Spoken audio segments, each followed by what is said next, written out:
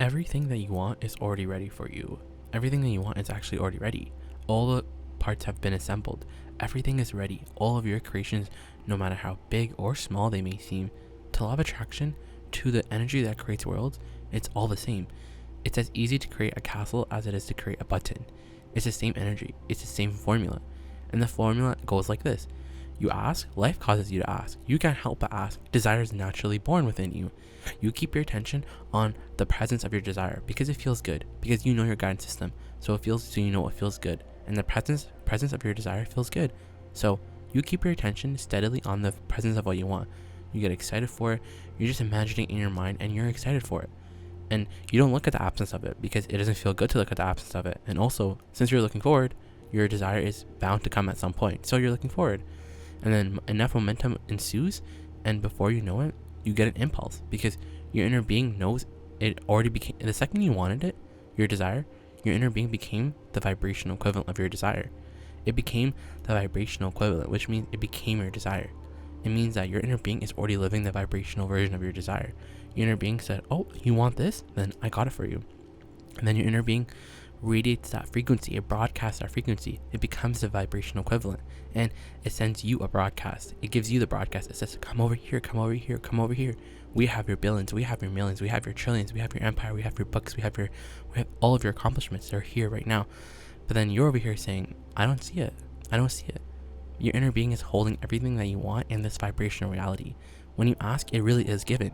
The question is, where are you? Where are you in relation to this whole equation? Where are you? Everything is already queued up. But the question that this video wants to ask you is, where are you? Where are you? If your desires are ready, where are you? Where are you? And the only way that you can answer that is by how you feel.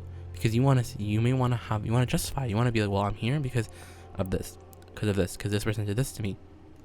And so you want to justify it. But it doesn't matter because it only matters what you're doing right now. What vibration are you emitting right now? And so that equals, how are you feeling right now? How are you feeling right now? What is your mood like? It's a lot easier than anything. It's a lot easier than anyone makes it seem, because all it is just it's your steady focus to a certain subject that makes it come to you. And so imagine, right? It's so interesting because on the small subjects, you're so good at it. You're so good at expecting what you want to come about. Like it's not hard at all because you don't think it's big, so you don't think that it requires a lot of work. But it's these big creations, the creations that you've been wanting for years that have been slow in coming, that you think, well, they're big desires because they require big payoffs and big energy and big action.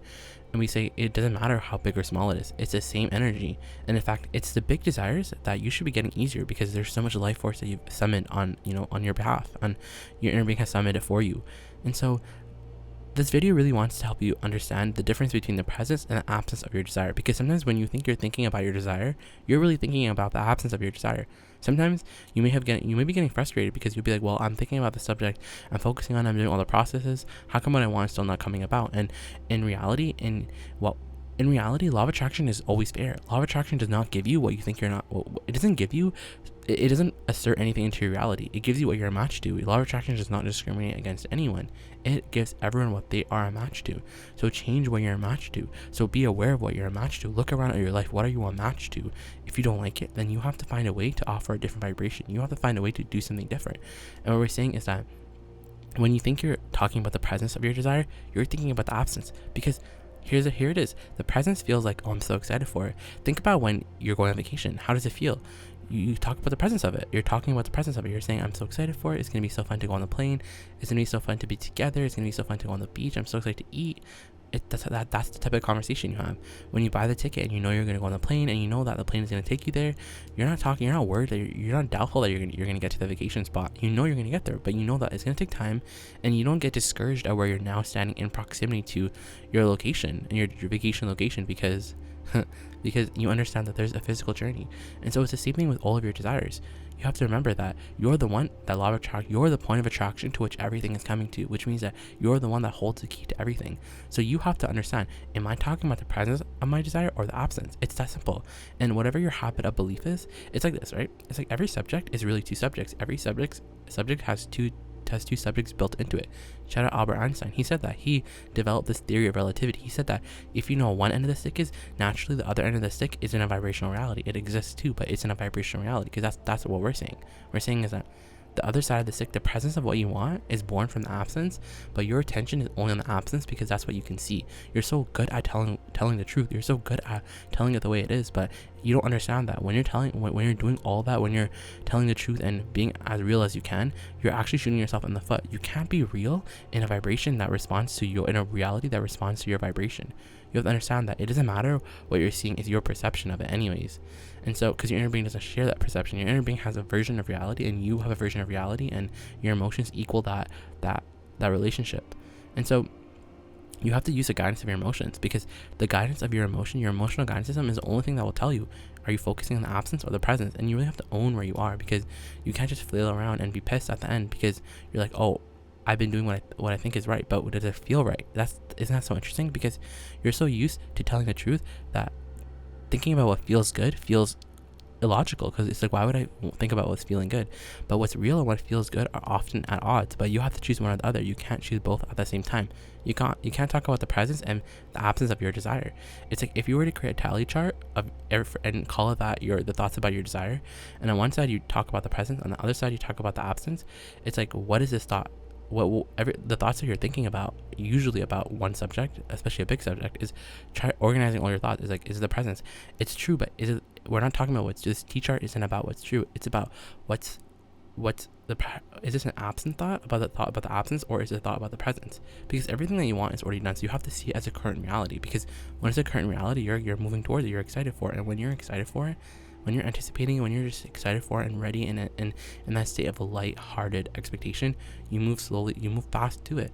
But when something is absent, when something is not here, and that's the perception of it that you hold, then you're trying to figure out how you can get over there. You're watching videos, you're trying to ask people for advice, like, do you know how I can get over there? Do you know how I can write this book? Do you know how I can make this YouTube channel? And so it's already done.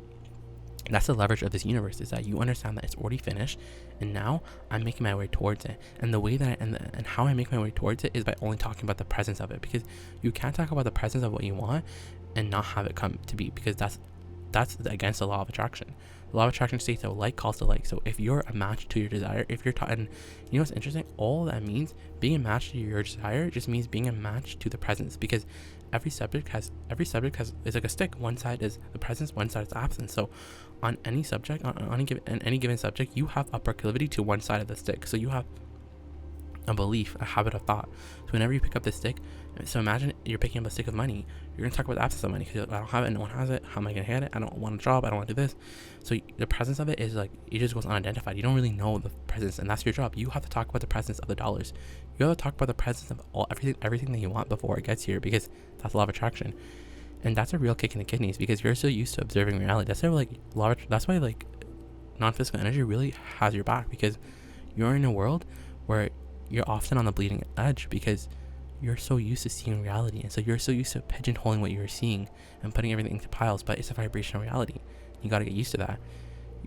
The presence and the absence of your desire have two different feelings, and when you understand that the most productive thing that you can do is feel good, then you have to find a way to feel good about your desire. And that literally means, feeling good about your desire literally means just talking about the presence of it, because the presence is fun. Desire is supposed to feel good to you. All of your desires were once things that lit you up, but over the years you soiled them. You added so much distortion to those frequencies and those subjects that whenever you go on those subjects, you hate them. Desire, you know what it is?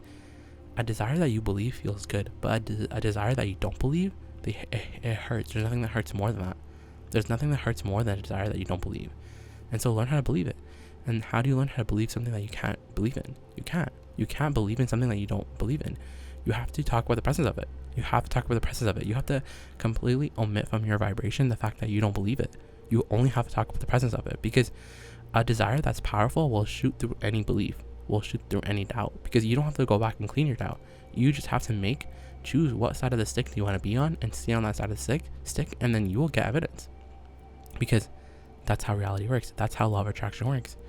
The presence and absence are two different feelings, and the presence is often very fabric. It doesn't feel fabric. It feels fake almost, because you don't see evidence. But that's the thing. You can't see evidence until you offer the vibration. You're a match to the absence of your desire. So you have to find a way. You have to find a way to be a match to the presence of your desire. Be a match to the presence of your desire with this understanding.